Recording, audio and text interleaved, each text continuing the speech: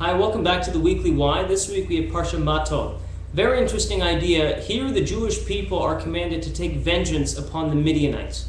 Midianites were a group of people you may remember a couple weeks ago. They were the ones, Parsha Balak, who encouraged the Jewish people, seduced the Jewish men into acts of idolatry, and as a result, 24,000 Israelites were killed in a plague.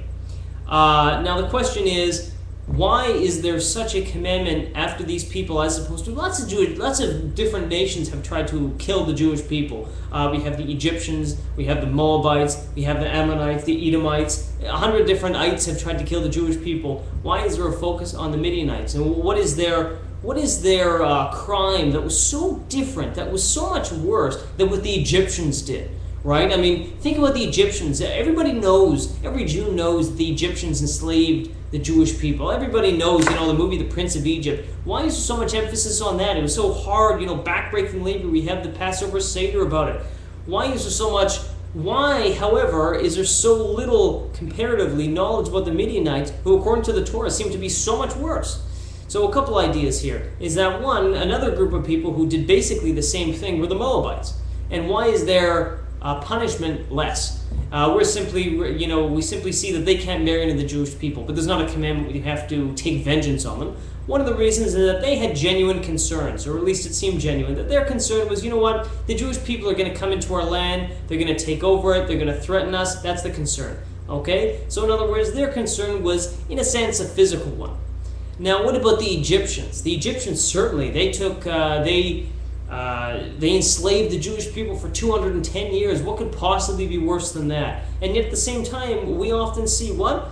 After 3 generations, according to the book of Deuteronomy, after 3 generations, an Egyptian can marry into the Jewish people. So why are the Midianites so qualitatively different that we have to take vengeance on them? What did they do that is so different, so much worse, that there's a tangible reminder about what they've done?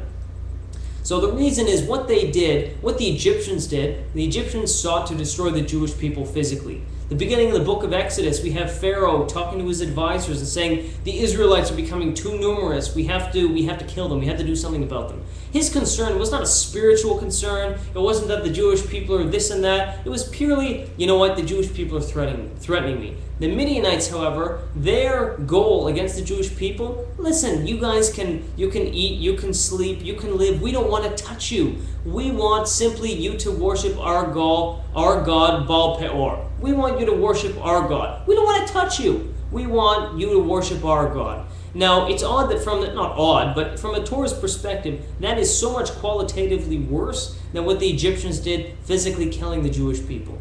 Now, obviously, I don't think it's a coincidence this comes in the 3 weeks, because here we are in the period of 3 weeks, the greatest period of Jewish mourning in the entire calendar year. And here we are worshiping, among other things, the destruction of the temple.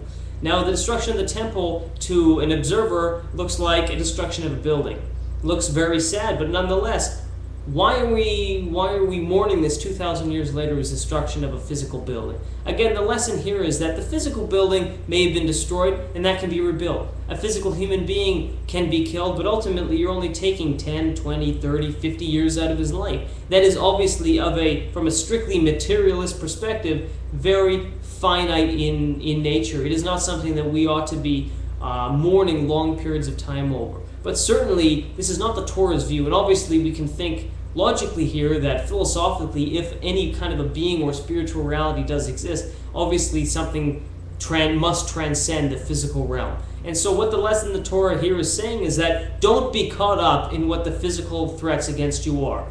Take care of them, but you know what? Don't dwell on them. You need to do what you need to do. Take care of the physical. From a physical perspective, you need to have a job, you need to feed yourself, you need to protect yourself against physical threats. But the Torah's emphasis here is the spiritual threats. What that means is that a physical threat will eliminate or decrease the quality of your life, but that is a physical time span. Spiritually, obviously, that is infinite. That has no end. And so what the Torah here is saying to us, don't forget what is important here. Don't forget the threats against yourselves and the Jewish people. And so by emphasizing the Midianites here, it's saying that, the Egyptians may have hurt you physically, but the real threat against you is the spiritual threat. And the lesson for us today, certainly as we're now in the 3 weeks, is that, we know the threats against the Jewish people. You'll probably hear a lot about, threats talking about Iran, talking about Hamas, talking about all this. And those are definitely real threats, and obviously from a physical perspective, they need to be addressed. But the real threat against the Jewish people now and always is the spiritual one, where the Jewish people's goal and entire identity is totally subsumed and eliminated. And so if we consider ourselves, we want to be leaders for the Jewish people, we want to help the Jewish people, we want to strengthen, the community of Israel, it is not enough to address the physical concerns. From the Torah's perspective, from Judaism's perspective, the spiritual threats against the Jewish people, you want to talk about the assimilation, you want to talk about complete ignorance about Judaism, whatever you want to talk about, there's no shortage of spiritual threats against the Jewish people. And from that is the emphasis of the Torah is saying, that we need to talk about the physical threats, we need to know what the physical concerns are for the Jewish people, but don't forget, first and foremost, the priority is, what are the spiritual threats against yourself, and most importantly, the Jewish people? And of course, the lesson for us is that, what are you personally, what are all of us going to do about it? So that's it. Best wishes. Shabbat Shalom. God bless.